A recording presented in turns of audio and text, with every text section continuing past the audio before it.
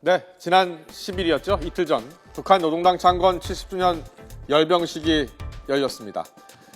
북한 열병식에 대한 여러 가지 분석이 지금 나오고 있습니다만 그 가운데 단연 눈에 띄는 것은 김정은 위원장의 달라진 말투와 행동이 아닐까 싶습니다.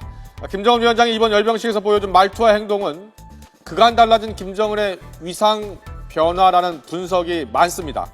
어떤 것들이 달라졌는지 하나씩 짚어보겠습니다.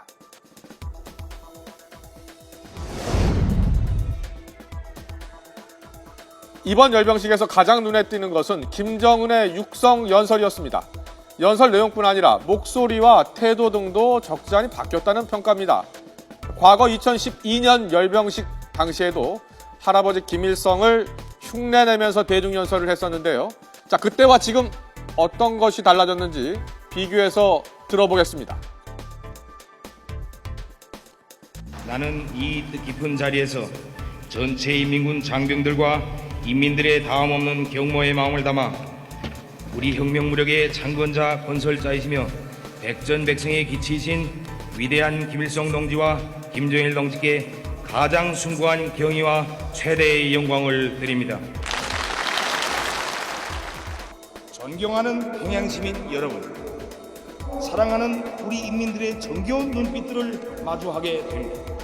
사랑하는 전체 인민들에게 깊이 허리 숙여 뜨거운 감사의 인사를 삼가 드립니다. 네, 어떻게 들으셨습니까? 2012년 당시 연습을 통해서 자신의 목소리를 버리고 할아버지 김일성의 목소리를 흉내냈지만 연설 모습은 영 어색했고 계속 고개를 밑으로 향한 채 원고를 보고 읽었었는데요. 당시 이를 분석한 심리 전문가는 김정은이 지도자의 자리에 올랐지만 아직 북한 사회를 완벽하게 장악하지는 못한 것으로 보인다라고 분석을 했습니다. 자기만의 어떤 카리스마나 대중에 관한 장악력이 부족하고요. 매우 지금 긴장되고 불안 수준이 높아진 것 같습니다. 몸을 움직이는 건 그러한 자기 어떤 불안과 연관된 초점적 사고를 좀 이렇게 좀 완화하기 위한 어떤 본능적인 그 제스처라고 할 수가 있는 것이죠. 네, 하지만 이번엔 좀 달랐습니다. 목소리는 힘이 더해졌고 박수가 터져 나오자 고개를 들어서 대중을 똑바로 응시하기도 했습니다. 또한 시종일관 두 손을 탁자에 이렇게 얹고서 연설을 했는데요. 자, 이를 두고 일각에서는 고도 비만으로 인해 관절이나 척추에 이상이 있는 것이 아니냐는 관측도 있었습니다. 하지만 과거 자신감 없는 모습과 비교했을 땐 오히려 달라진 자신의 위상과 당을 장악한 자신감의 표현이라고도 보는 시각이 많습니다.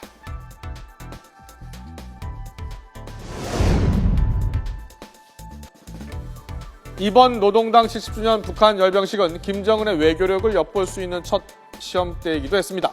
김정은의 나이는 30대 초반으로 추정이 되는데요. 어린 나이의 김정은은 북한 열병식 참석차 방문한 중국의 유인산 공산당 정치국 상무위원과 거리낌 없는 악수와 제스처를 취했습니다.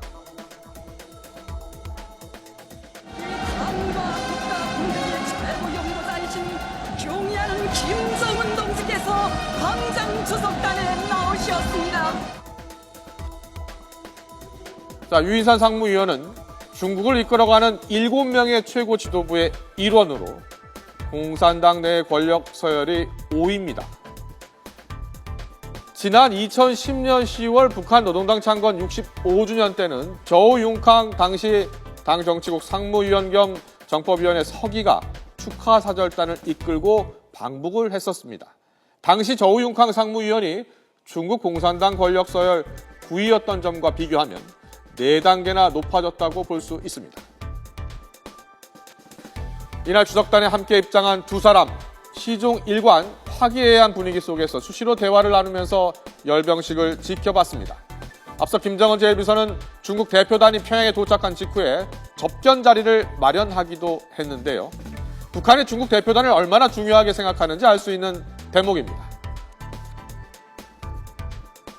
조선중앙TV 보도문만 봐도 온도차가 분명히 느껴집니다. 네. 그 김정은 이제 조선중앙TV에서는 과거의 선대 때 혈맹 관계로서의 당대당 관계, 네. 그러니까 6.25 전쟁 때 마오쩌둥의 아들이 전쟁의 전사라고 그 묘지가 평양에 있고 네. 이 인민지원금 이 능도 북한에 있는 상황에서 했는데 중국은 미래의 방점을 많이 뒀어요. 네. 그러니까 전략적 관계로 나아가야 되고 지역 안정이 중요하다. 중국의 입장에서는 북한은 굉장히 두 가지 부담으로 다가오는데 지역 안정 차원에서 이런 도발 행위를 하지 말아야 되고 또 하나는 그렇다라고 해서 방치할 수도 없는 이런 네. 좀 약간 그 뜨거운 감자인 식의 존재이기 때문에 네. 이번에 어떤 이제 앞으로 북한이 지금 말씀하신 것처럼 도발을 또 한다라고 하면은 중국으로서 난처하게 되겠죠. 그렇기 때문에 다시 북중 관계가 냉각되는 상황이 재현될 수 있을 겁니다.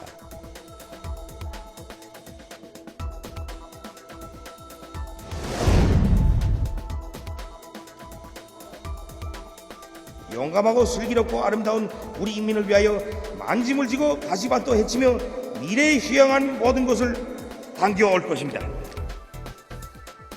제국주의 강도적인 제재와 공세도 강행 돌파해 나가는 우리 군대와 인민의 불굴의 기상과 단합된 힘은 원수들을 극도의 불안과 공포에 몰아넣고 있습니다.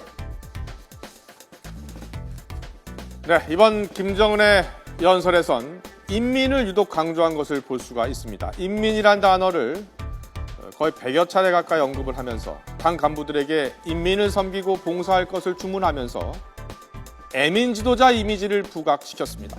하지만 핵 자위력에 대한 언급은 전혀 하지 않았습니다. 전문가들은 김정은이 중국 최고 지도부를 의식한 차원에서 핵 언급을 하지 않은 것으로 분석하고 있습니다. 또 미국과도 앞으로 육자회담을 통한 대화에 소극적이지 않을 것이다 라는 차원에서 핵 관련 언급을 직접 하지 않은 것으로 보고 있습니다. 중국을 상당히 의식했다고 볼 수도 하나 있고 네. 그다음에 이제는 북한이 더 이상 자기들이 그 핵을 강조할 필요가 없을 정도로 이번에 이 시위에서 뭘 보였느냐 하면은 실질적인 자기들이 핵 보유 국가라는 것을 이번에 그 KN 08 네. 이것만 우리가 보여도 이미 거기에는 핵을 탑재할 수 있다는 것을 강하게 시사를 했습니다. 그리고 또 거기에 또 뭐냐면 핵 배낭이라고 하는 것을 그것을 오히려 또 한 그 부대와 같이 이것을 하나의 그 전략군으로서 이것을 모습을 보였다는 거죠. 그렇기 때문에 이런 것을 그 시사를 직접적으로 했기 때문에 네. 구태여 핵이라는 것을 그 선전 차원에서 이것을 할 필요가 없지 않았느냐 하는 측면도 사실 있어요. 네, 3년 전과 비교했을 때 김정은 위원장의 연설에선 목소리와 태도가 확실히 달라진 것을 볼 수 있습니다. 특히 연설 도중에 수십 차례나 인민을 언급했지만 과거처럼 눈물을 흘리며 호응한 북한 주민도 없었다라는 후일담도 들립니다. 달라진 김정은 위원장의 행보, 향후 남북관계에 어떤 변수로 작용할지 주목됩니다.